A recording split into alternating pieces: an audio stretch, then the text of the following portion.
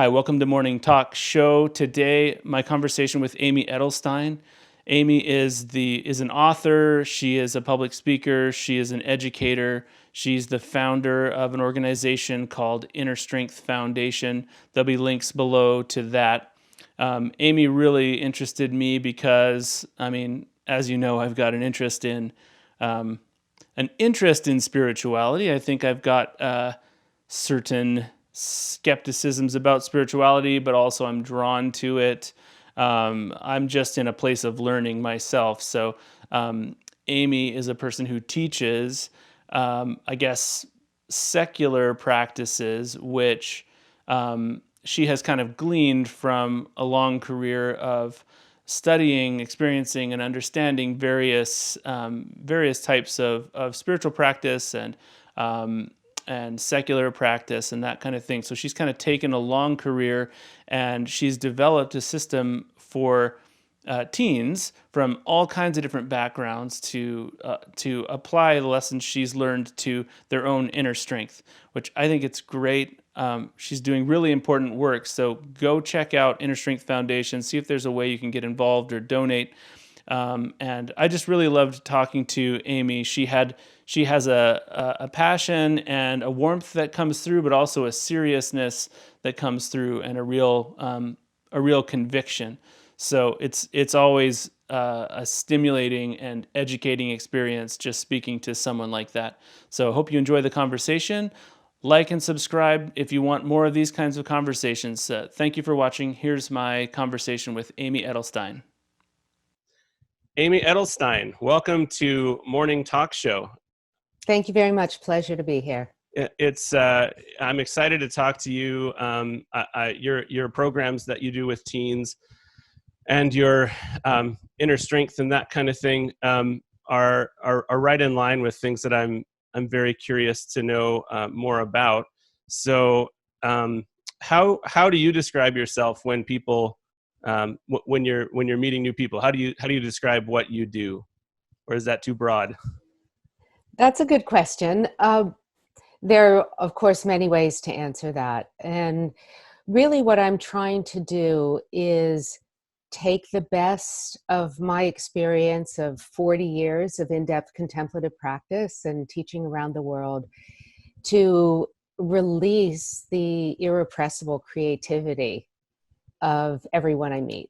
So right now, my program, the nonprofit that I started, Inner Strength, is working in the high schools, bringing tools of contextual systems thinking and meditation to youth and also to their teachers. But I've worked in many different sectors and populations. My real mission is to really allow people to recognize the essential positivity of life, because there's a lot of trauma, there's a lot of hurt, it's a harsh world we're living in, there's a lot of fear, there's a lot of good reason to fear. So it's not a denial of that, but I do feel that where we're going to find the resources to find creative solutions and to individually and culturally heal from a lot of the harshness that human beings have perpetrated on each other is from that irrepressible goodness, that essential human love of life. So that's what I speak to and teach to in all of the programs that I work with. Awesome. So it sounds almost like creativity and love of life are kind of synonymous, almost like when you describe your programs.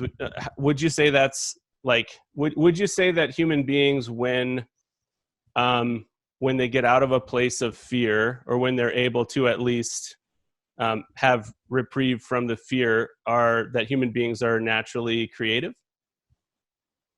There's a creativity that I think is woven in the fabric of life. I mean, if you look around us, look at the extraordinary diversity in the natural world. Look at the extraordinary diversity of human creation, from music to art to architecture to urban planning to so there is that love of bringing into being And yet, if you talk to almost anyone, they can find a moment in their life when they were most deeply happy, which Mm, is when they didn't felt like they didn't need to do anything. right. And whether it was they were 4 years old and they walked out and the sun was just so extraordinarily beautiful that their heart Mm, just opened, they never forgot it, yeah. or other efforts that come out of meditation or contemplation or reading or creation. But people, when they think about those moments where they're most happy, they feel that sense of wholeness and fullness Mm, and goodness that's just, if we let go of a lot of striving and fear and projection and limited beliefs that keep us contained, mhm. we find that that's a human resting place. Um, that's beautiful. Something that came to mind as you were saying that is the almost like the based on kind of a modern way of looking at things. There's almost a mismatch between like I love the idea when you say there's a natural creativity in human beings, and you compare that to the natural world. I think that's beautiful because I do think we lose that feeling that we're part of the same movement that makes the plants grow, and that makes the processes of nature happen. We get kind of divorced from that process, and so on the one hand, it's inspiring to hear that we're part of that and that we can create things like civic planning or architecture and those kinds of things that also grow. Um, on the other hand, you're saying, I mean, not that I'm not saying you're making a contradiction. I'm just noticing um, the uniqueness of the message in that when you experience this connection and this kind of wholeness, it's accompanied by a restful spirit, and where I think that it sounds like there's some tension between that and maybe a modernist or a modern day viewpoint is that the modern day says, yes, you're creative, and your creativity can and should be monetized through effort. You know what I mean? So that the response to the same thing, like, if you're getting a pep talk from a sort of purely business standpoint, the response to that same feeling of like, you're creative, so work as hard as you can, as soon as as soon as you can. Like, is that a tension that you run into in your practice, like getting people to kind of take a space where it doesn't immediately become a great effort, but that they can rest? Does that make sense? Yeah, it makes sense. The trick is it's where are we drawing our ultimate sense of fulfillment and meaning from. So it's not that effort in and of itself is bad. Of course, yeah. We all do, and we get great joy out of doing. But when that effort is a substitute for the fullness of heart, you have incredibly talented and successful role models in culture who are extremely unhappy. I mean, look how many tragic suicides we've seen just in the Mm-hmm. last 5 years of very famous people who are so creative, they do so much. Oftentimes, they're very generous. You would never think that they were deeply unfulfilled. Right. So, if we're wanting to create a culture where the best of our creative nature comes forward, we want that creativity to be coming from an inner context or a wellspring Mm, of goodness and fulfillment aside from external things that we do. right. And then you feel like then there's like room for compassion, there's room for self-compassion, there's room for pacing, there's room for incredible striving. Well, some things are worth fighting for and need to Mm-hmm. be fought for. Right. But where are we doing that from, and where are we drawing our source of sustenance Mm. from? Yeah, and but when in what I was saying, I certainly didn't mean to imply that effort in itself was bad. I have just noticed a tendency in myself through probably conditioning to immediately go to the effort place. And even in various like practices that I've tried to do to find inner peace, there does become an effort. Like I remember once I committed to a morning prayer thing. Personally, I thought this would be great. I can start my day with that. And I intentionally chose a time of day that I knew that I would be extremely sleepy because I felt that something about this Herculean effort of getting up and kind of meditating silently beside my bed, I mean, was that the effort of that was what was going to prove to myself or to the universe that um, I was on a good path, or that I was earning it or something. And so that's, I don't know. Like, did you experience that with your teens at all that you work with, like things like that, where the effort is actually getting in the way of this piece? Um, well, I have a couple answers to that. I mean, sometimes we go through periods of our life where we make kind of heroic effort and we push through personal barriers.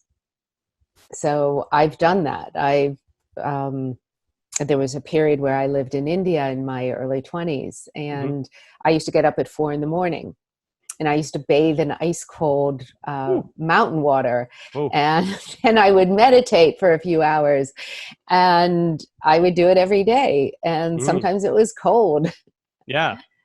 Wow. sometimes it was hot. So that kind of, and at different points of my life, I've done many years of deep practice, daily practice for hours or long retreats. And you go beyond limitation when you do that because you feel tired. You don't want to do it. You don't see what the purpose is. Mm. You're fed up, you think you're a loser anyway, so why bother to do this? Right.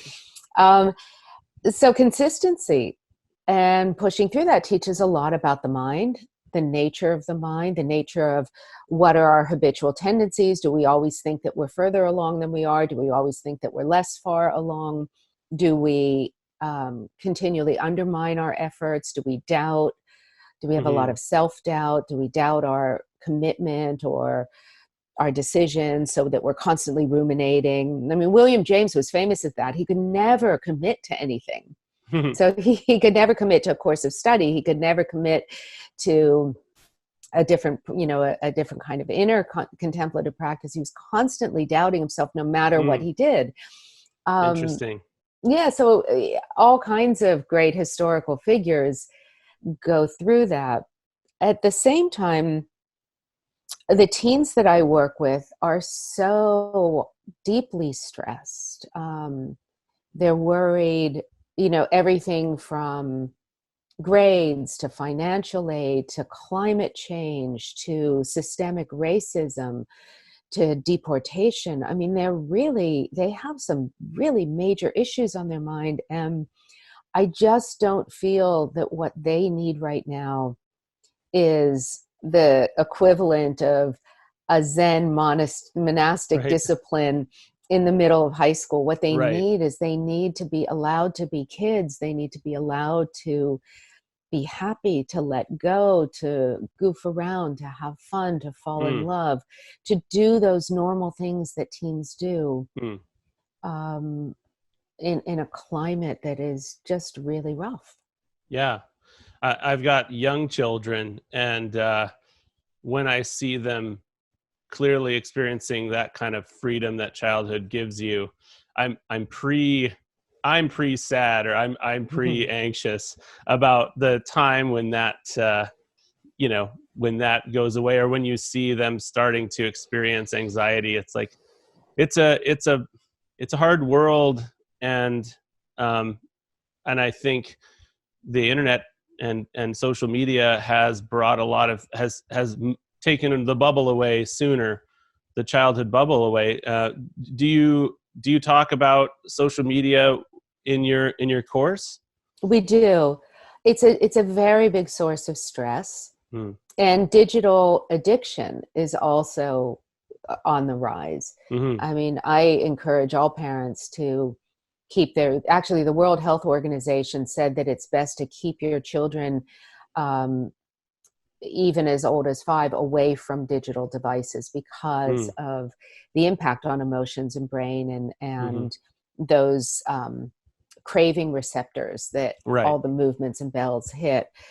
When I walk around the city and I see toddlers, with their parents' phones in their hands, and then when the parent tries to take the phone away, they scream. Yeah. But it's a level of intensity that you can feel that early addiction Mm. settling in. It's Mm. it's so you really, for all the listeners, you really do want to be careful around your digital devices and young children. It's not necessary. Yeah. um, and It's very important. what pacifies the kids in the short term will have long-term Yeah. behavioral effects, most Right. likely. Yeah.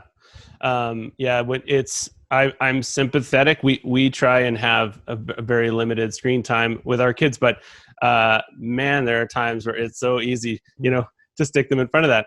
But then when you get teens, I feel like I mean, I'm interested in your techniques on this, because I'm guessing there's no option of no device, and there's no option of no social media. And so, do you give them kind of some guidelines or some thoughts on how to limit themselves, or is it the same kind of inner strength and the same kind of mindfulness that you just tell them to apply that to social media? We do a lot of compassion building.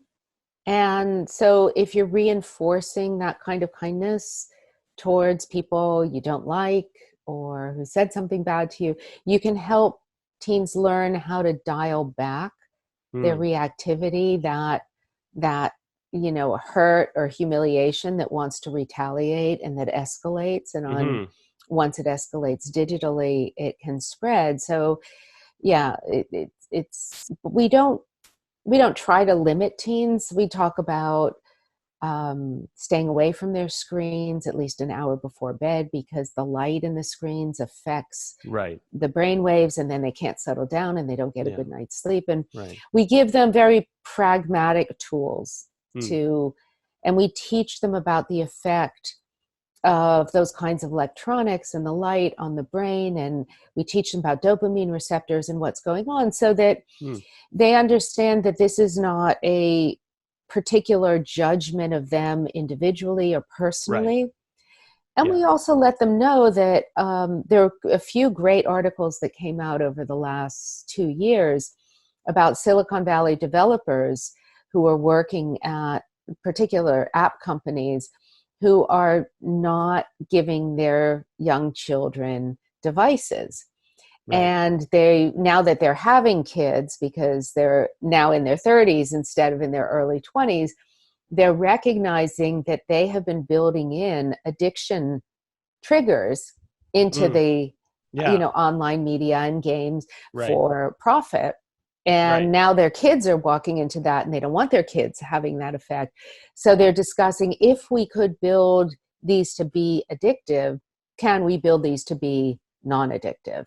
And Right. how would we do that? So there's a Interesting. glimmer of conscience Yeah. around long-term effects. But in Right. general, when you teach teens that that's what's happening, that there's a profit motive that is manipulating their experience, then they get angry. Then it's like, Yeah. nobody can mess with Yeah. me. Nobody can control Right. me. I'm going to show them.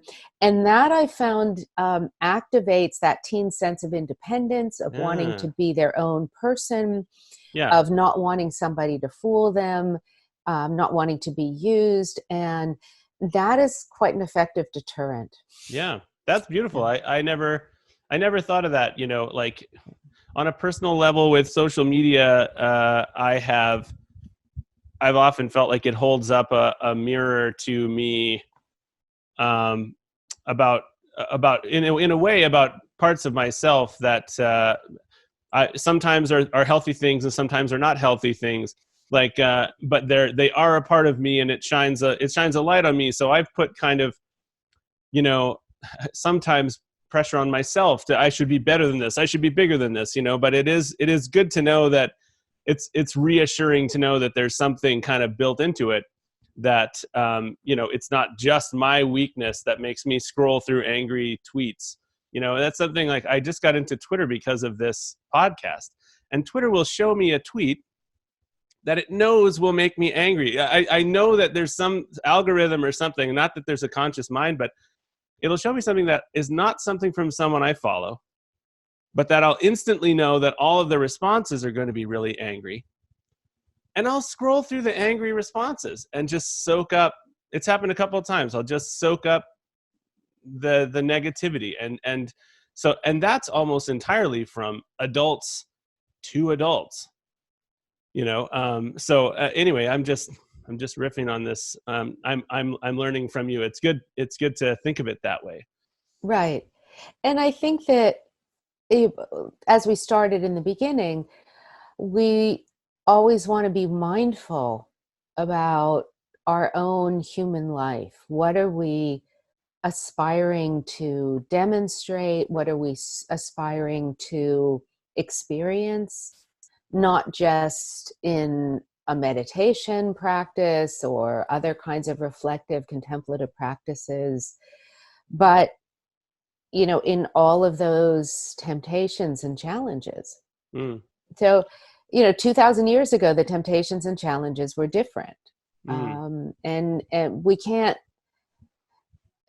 human nature is a struggle between our baser instincts and our better instincts. And when we're surrounded by a climate where our better instincts are being nurtured, it's much easier to lead with them.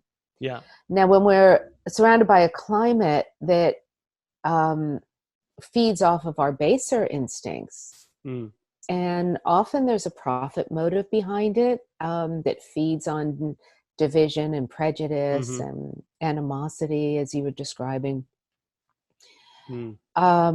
We have to remember that that's what a conscious life is about saying, oh, I'm being manipulated.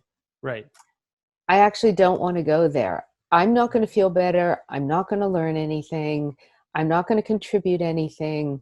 I'm going to come out of this 23 minutes later going, why did I do that? Yeah.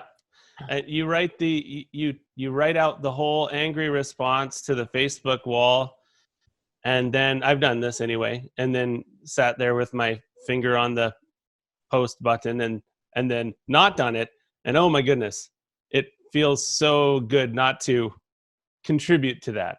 Right. So yeah, no, that's really interesting. And you talk about a profit motive. I often extend that to I don't know if by profit motive you mean like money profit, or if power and status could also be included in that. But yeah, so I guess there's a certain amount of encouraging teens or people in general to pass up perceived opportunities for money, status, and power in order to, like, for the sake of their own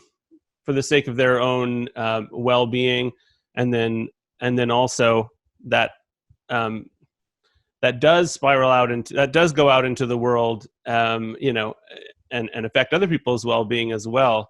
It's probably difficult at times because we think, if I say something on social media and put someone in their place, or get my viewpoint out there, that's active and that's doing something.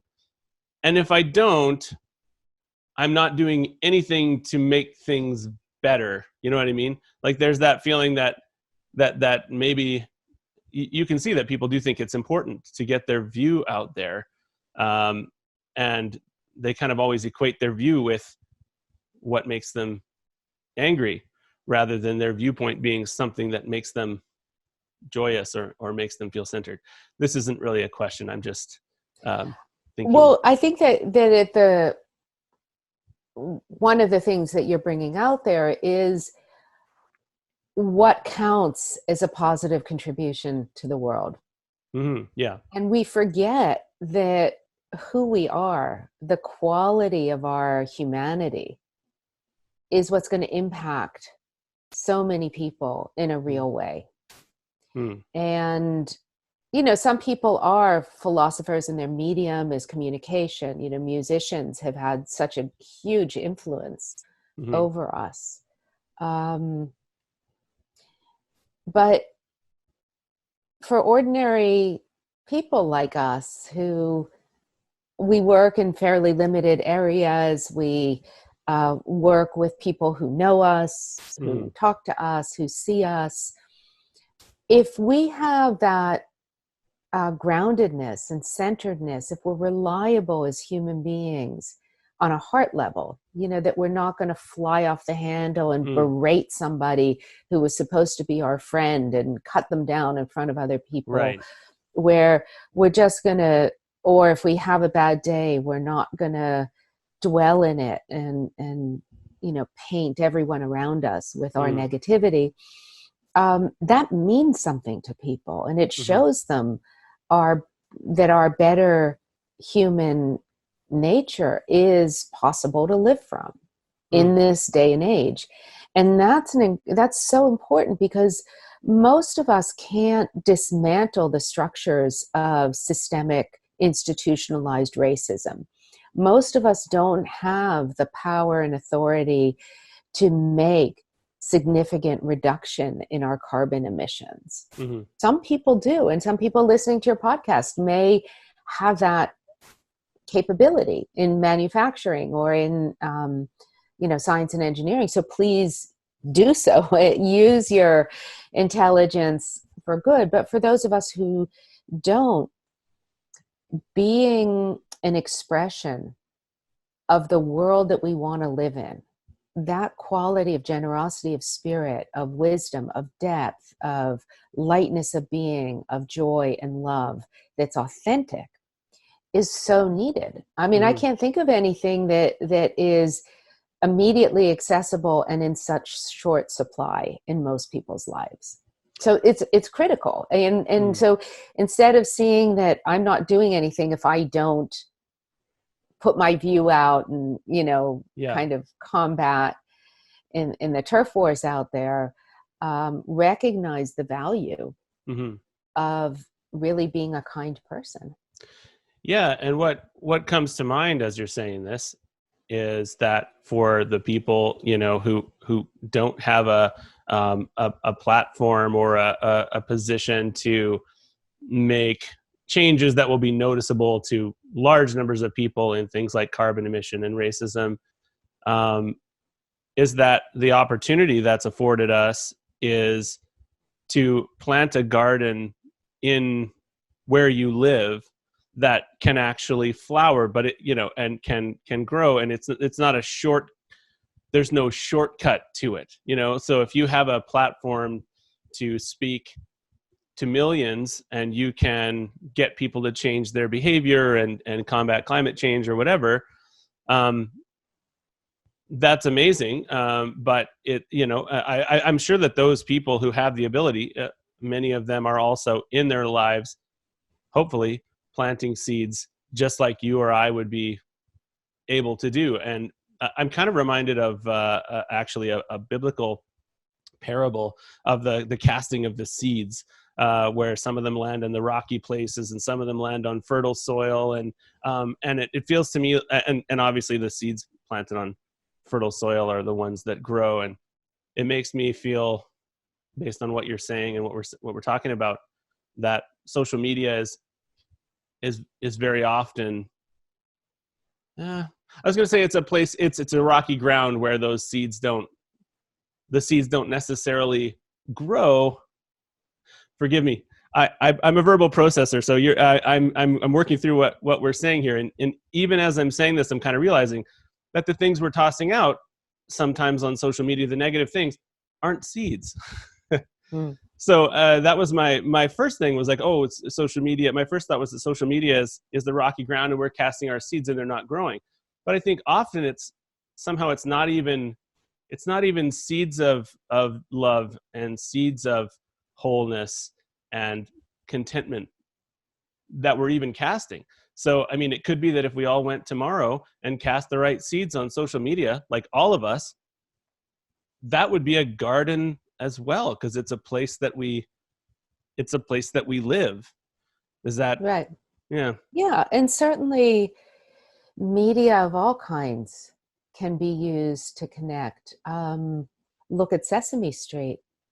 They broke barriers on AIDS. They broke barriers on mental illness. They've broken barriers on discrimination. They have a new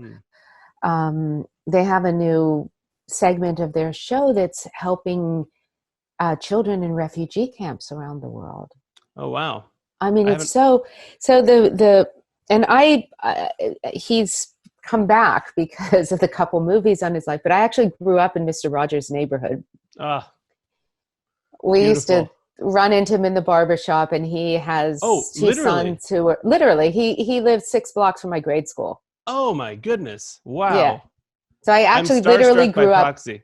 yes, I literally grew up in his neighborhood. Whoa. And look how it makes you feel just thinking about him. Oh, so good. Exactly. Yeah. No, I can't even watch that stupid movie about him. Like, I just cry instantly. And I'm not a crier, but it's so real. He's so real. Like, and he chose to work with children so that there couldn't be falseness in him when he looked in their eyes, because they, you know, their reactions to him in that movie and just in life were so real that you knew he had something. Right. He was contributing by his presence, by his, even non-verbally. Yeah. Yeah. He was deeply kind, and he was going to go into the priesthood. Mm. So I've heard that. he had a calling, and he ended up going into the broadcast world. Mm-hmm. But he wanted to live and be in a very authentic way with children, and he was able to, again, he dealt with so many difficult issues. He dealt with death, he Mm-hmm. dealt with suicide, he dealt Racism. with racism. Mm-hmm. And I remember there was an episode, one of the movies, the documentary about him, showed the clip from this episode where there was an African-American cast member and him, and it was summertime, and they had one of those little kids pools, and it showed them very carefully taking off their shoes, taking off their socks, doing things in a way that a 3-year-old can understand. And they put their feet in the water together. Mm-hmm. That was intentional to cut through so much strife and struggle and racism. And that image, I know, affected many young kids because it affected me. And when I remember it from seeing it as a child, not from reliving it as an adult. And nice. So when you see that his own humanity, his own sense of kindness, his own belief in the goodness of people helped him find a language that wasn't being used at the time in children's television. And that really helped an entire generation and multiple generations grow up. Yeah, it's beautiful. And that's a powerful example of how media can, like these larger things, media and social media and all, can be a place of transformation. And I've noticed that a little bit in my own life, because after Donald Trump was elected, I was about this close to closing my Facebook account, because we all felt betrayed, I think, by social media, or I guess those who did not want Trump to be elected felt, I don't want to be political, but felt that a bit betrayed by social media, because we'd seen the bubble, we'd been in a sounding, or what do you call that? We'd been inside an echo chamber, I guess that's the word, and thought there was no chance of this happening. But then I guess I chose to start to be vulnerable on my Facebook wall, and it's really awkward sometimes because I'll put something vulnerable. I'll throw something out, like the other day. Well, I don't want to get specific, but I talked about what people's cognitive goals were for 2020, and I shared mine, and I noticed that I got people recommending therapies for me, which which they did out of love, and I'm not even angry about it now, but at the moment I was like, I didn't say this to get your advice. I wanted to hear what you're gonna do, and I kind of got annoyed, and then I realized, no, there's a vulnerability that I need to, like, you have to break through a barrier of kind of being real on social media that is difficult to do. But once I did it and I've gotten more used to it, the algorithm started to kind of work in my favor, where I noticed that it seemed to be showing my posts to the people who had commented on my posts. And then this little community actually developed up of people who didn't know each other, who would come in and be vulnerable on my Facebook wall. So I guess that's just a personal story based on what we're talking about that illustrates it. Right. But I think the point is that people want to connect, and we want to meet each other, and we want to break bread together. And sometimes working at the level of ideas and beliefs can't melt the differences, but finding common ground, maybe everybody loves the silence, or the people you're talking with, everybody loves to be outside in a beautiful place, or people like art, or people like music, or people love their children or their grandchildren, and you can remember the old Sting song, or the Russians love their children too. And connecting, I think that the human family is we're social creatures, and whether it's psychological work, or contemplative work, or other forms of personal transformation or philosophical endeavor, it really is to enable us to expand our context, so that when we stretch the context in which we're holding the issues of our times, we start to gain a different perspective. We're looking at the human struggles from a different vantage point. And it's a little bit like looking at the Earth, the way the astronauts did from the moon. And of course, there's there are storms and floods and problems and grief and loss and all kinds of things. But from out that far away, you see a beautiful wholeness. And then it opens that sense of care, that sense of gentleness, that sense of oneness, that sense of wanting to embrace everything and find a way for everyone to be fulfilled and in a safe place. So that kind of in all of the great wisdom traditions and the great philosophers, they were looking for those ways of thinking and seeing and being in the world that enable that context to open up. So when our view opens up, all of the noise dies down. And when we find ourselves, really getting too wound up, whether it's watching too much news, which is now a 24-hour cycle instead of the 7 o'clock evening news once a day, and where everyone's yelling, and it's just a constant 10 decibel level. It's good to find things, to walk away, to step away, to find things that expand your own perspective. And whether that's being in nature, whether that's reading your favorite author, whether that's listening to your favorite piece of music, or inviting friends over and making a beautiful meal together, just to be together without anything fancy or overdone, but just that quality of just simply being together without anything you need to do.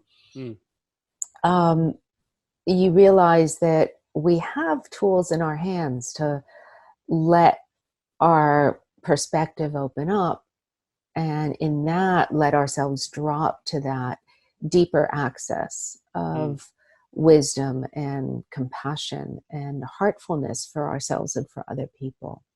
That's really, it's incumbent upon us as adults in this day and age to do that, and not to expect it to come from the outside, to be role models for the next generation of 3-year-olds or 16-year-olds, and to be able to feel our own sense of fulfillment. Because when we're out of control, we feel at a lack. We feel not well. And we can turn that around by exercising that self-agency over how we choose to live our lives.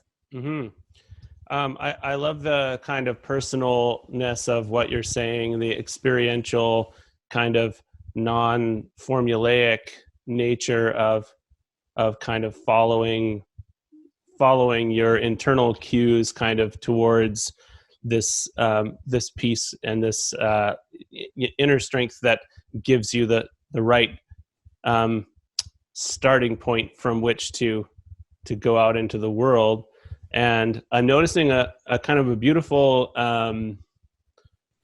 lack of focus on the idea of belief, because just on a personal level, I have come from a place where establishing what you believe is the first thing to do.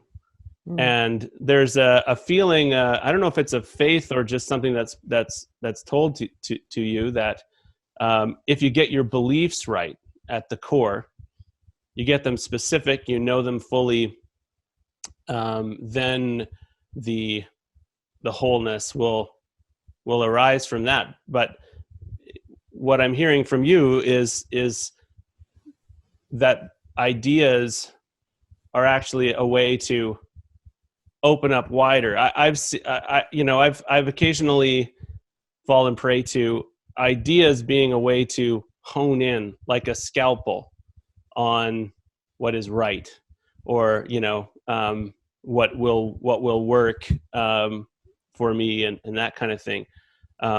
So this isn't a question, but I'm liking that. That it seems like you begin with connection with others, you begin with connection with yourself, and well, actually, I don't even know where beliefs come in the continuum. Like, what would you? I'm assuming with your teens, you're not laying out a system of beliefs for them. You're laying out some practices, or how would you characterize that? I'll shut up. Well, okay, there are a couple different ways to answer that. The thing that I've seen, so I read a lot, and I read a lot of different philosophers and teachers and role models. And when I've always liked to meet people, whoever I can, up close and personal. I want to see who they are. I've had the privilege and blessing of meeting Nelson Mandela 3 times, interviewing and spending the Dalai Lama, Jane Goodall, Nobel laureate Rigoberto Menchú tomb, and I've seen Robert Mugabe, the dictator, speak.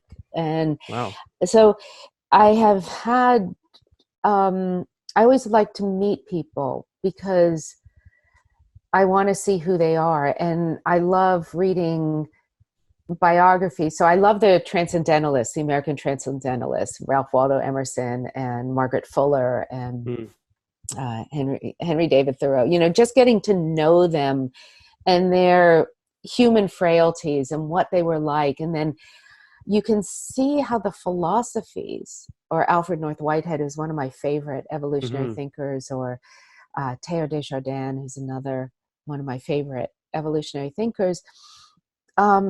Their vision and philosophy came out of their life experience. So when you understand that, you understand the viewpoint, and the viewpoint often has merits and Right. limitations, but it arose from a particular set of eyes in a particular set of circumstances. Mm.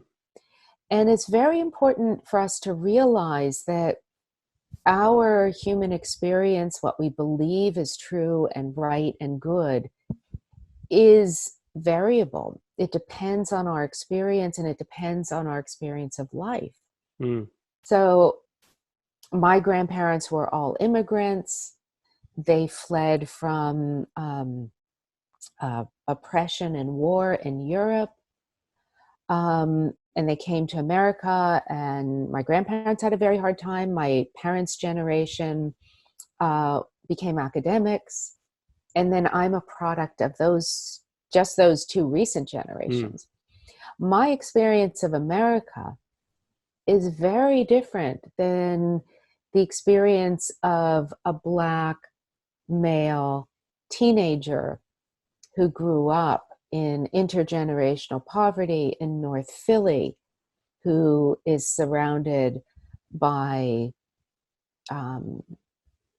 drugs, and not that he necessarily is involved in that, but in his neighborhood, he'll see guns, he'll see drugs, he'll see addiction, he'll see mental illness, he'll see systemic oppression, he'll see joblessness, and he will have a very different view of the world. So the philosophies and ideas that have helped me personally make sense of the world and evolve may not be the most useful lens for my young friend whose experience of the world is very different. Right. It may not meet him where he needs. It may not make sense of the world that he's from. And it took me a lot to realize that, because when you read philosophers, whether you love the Greeks and Plato and Socrates, or whether you love the Sufis, or whether you love the Transcendentalists, or whoever the pragmatists, whoever your heroes are, you have to recognize that they came out of a cultural climate. Yeah. We had great philosophers like Whitehead and Teilhard de Chardin writing out of the First World War and the tremendous devastation they saw. Yeah. And we have the pragmatists coming out of the Civil War in America, where they saw entrenched beliefs pit brother against brother in the most brutal and bloody war that the world had seen. So it's very, you can't disembed philosophy from the times and the lens and the philosophers that gave rise to it. And it doesn't mean that we can't take different views and find them valuable. Right. But we do have to do our own interpretation and recognition. Otherwise, we are going to inherit biases and slants in those perspectives that were useful at the time, but may not be appropriate to our world circumstance. Yeah, that's a difficulty that I've noticed. That's really interesting and really profound. And I feel like it can be difficult to study philosophy through some of the resources that are out there, because there are camps, and there is dismissal of certain ideas, or certain, like someone who has a religious faith, for example, and you want to dismiss the other things that they say because of that. But you kind of, I like that.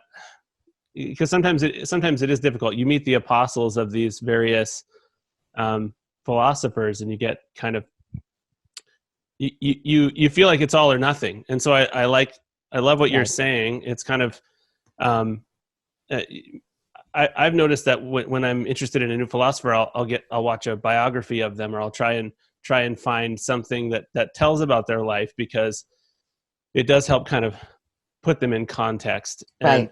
And yeah, I wonder if there's any merit. I mean, another thought that I've had that you're bringing up, actually, and applying to, I've applied it to philosophers, but you can also apply it to just anyone, is that the perspective they've gained from the experiences that they've had, and from whatever their self is, whatever personality they bring to the equation,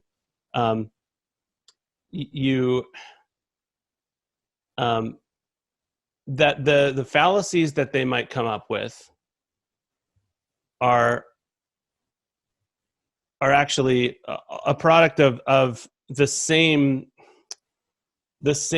experience that brought the positives, or that brought the Right. insights that resonate with you. They come from the same place. It's not that a person is divided into, well, that person believes in God, so they're irrational.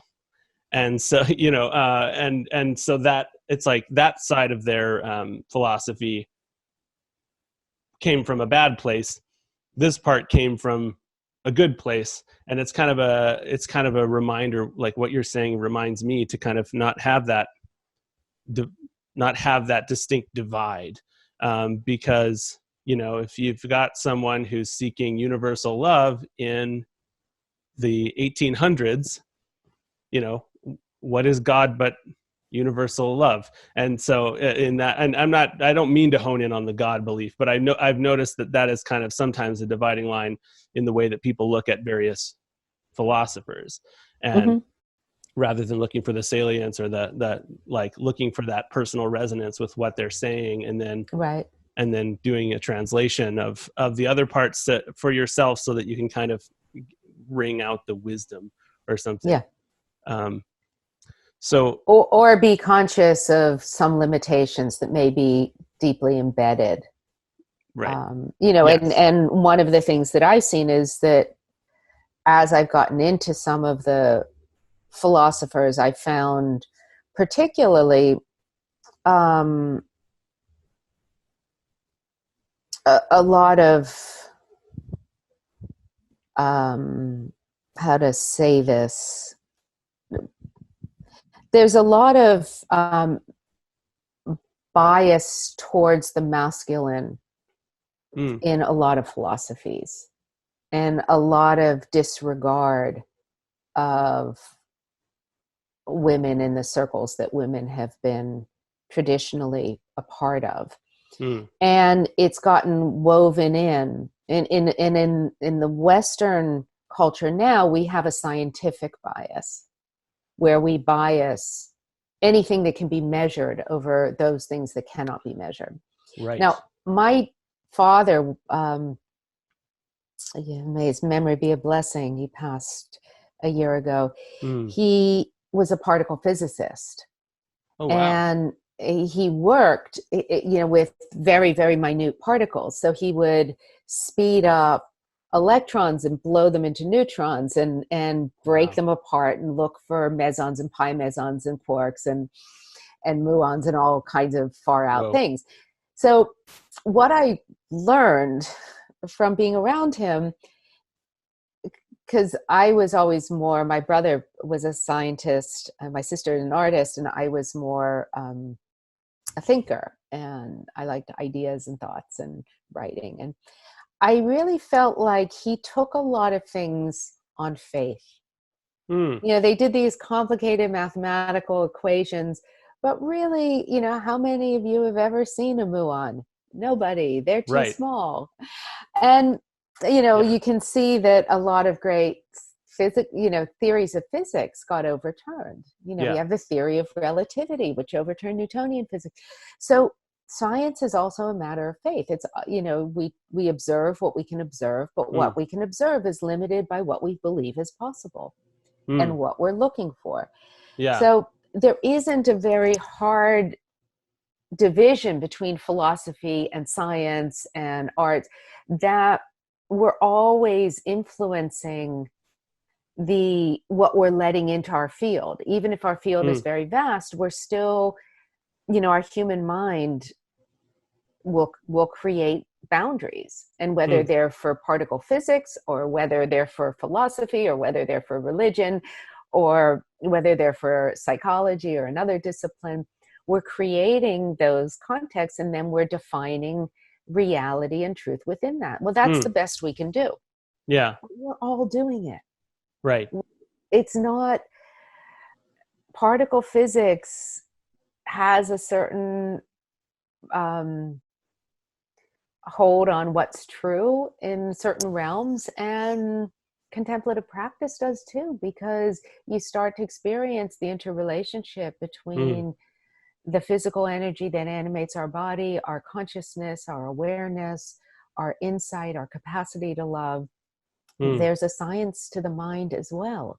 And that's been honed for thousands of years in different traditions and in different ways. So I guess my point is that we are all doing this. It's not bad that we're interpreting reality to the best of our ability, but we are all doing it in all of our different disciplines, and we want to recognize that and be humble about that.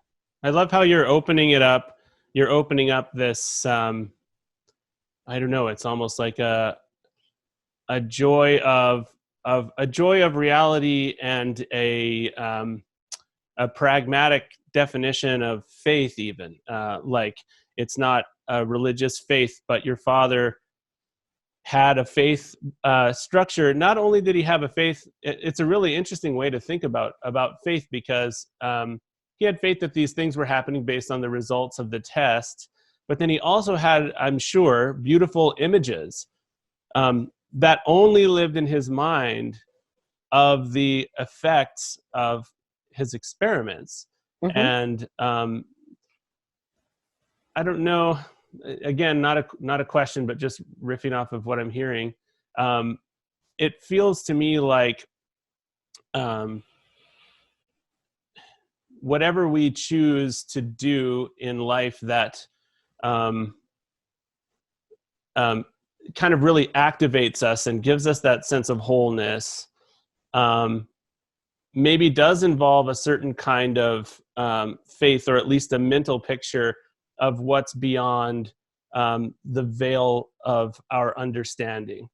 And that there's like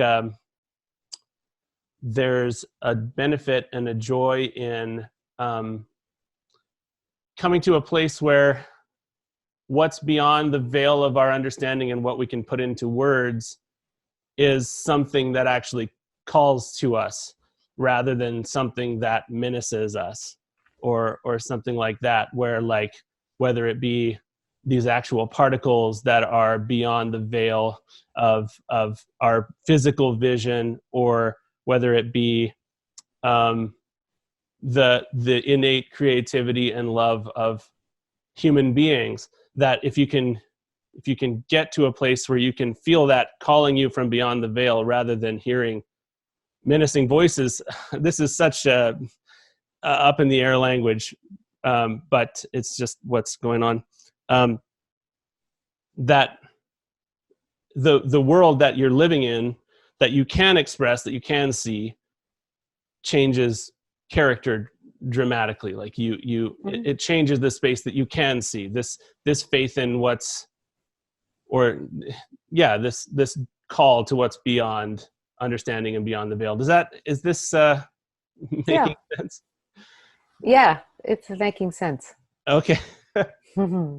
Good. I really enjoy the way that you're thinking and characterizing these things. I really appreciate the work that you're doing, and I think the inner strength that you're passing to people, especially in the context of recognizing it's personal and it's not formulaic, and it's not based on a system of rigid beliefs, I think is just crucial right now. It's why I reached out to you and wanted to speak to you. So how can people get involved? Like where all, like what you're doing, is it based mostly in Philadelphia? Is there ways that people can get involved outside of Philadelphia or anything like that? Yeah, so people can find out about the work on innerstrengthfoundation.net. I'll put a link to And it. yeah, great. So, and everything is there. I do a monthly podcast webinar for about different issues and in the classroom, but that apply to teens, and that really are the philosophical underpinnings of the program. Guided meditations. There's, some free meditations listed, teen resources. Yeah. We're in the process of building a mobile app, which will be free and accessible for teens. And it will also have its main feature will allow communication between teens and support and feeding out.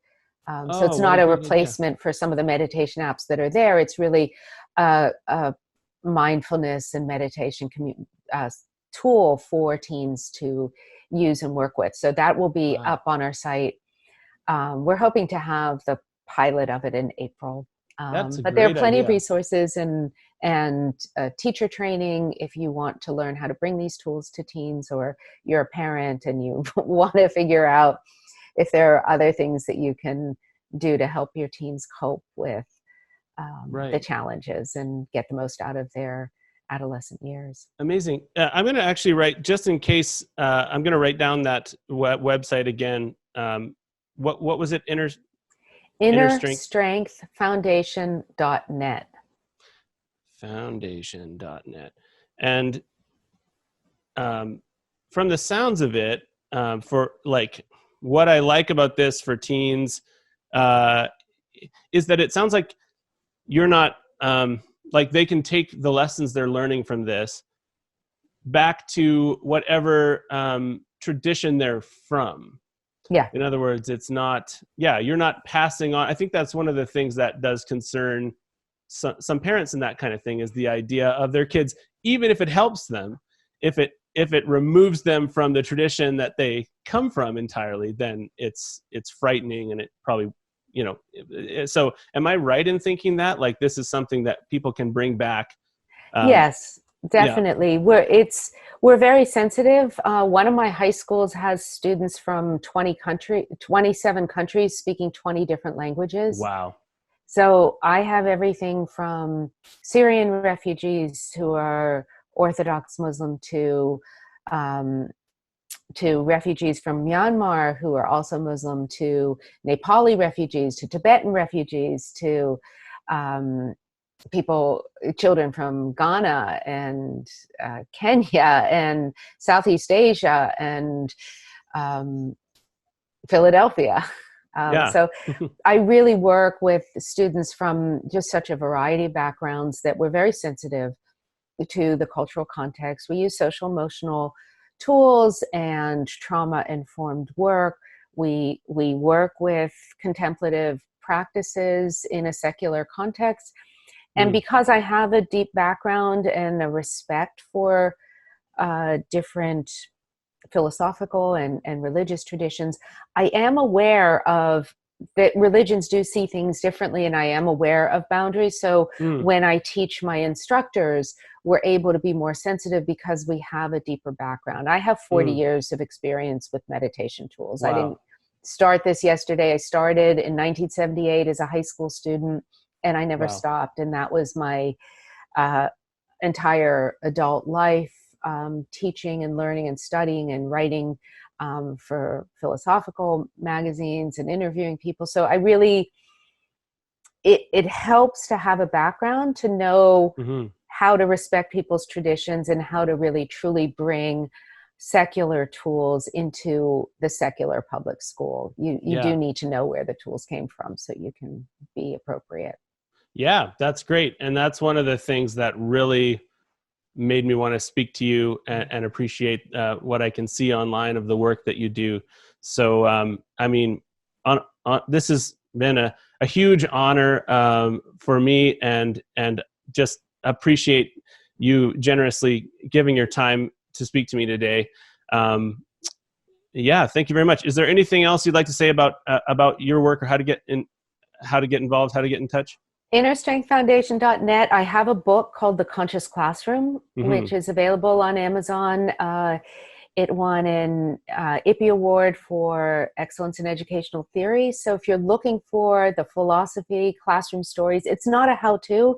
It really gives you an understanding of what's involved in making classrooms more conscious and giving both teachers and students us an inner stability in order to create outer stability in their life. So I'd encourage everyone, people enjoy the book. It's readable, and it's Is it fun. aimed at teachers, or is it aimed at Adults. just adults at all? And as a parent, that really, I would like to read that myself. So Yeah. Wonderful. Well, Amy Edelstein, thank you again for coming on my podcast. It's been a real pleasure. I'm not great at ending these things, but thank you for having me. Pleasure you're to welcome. be here. Thank you very much. And have a great rest of your day. Thank you. Thank you.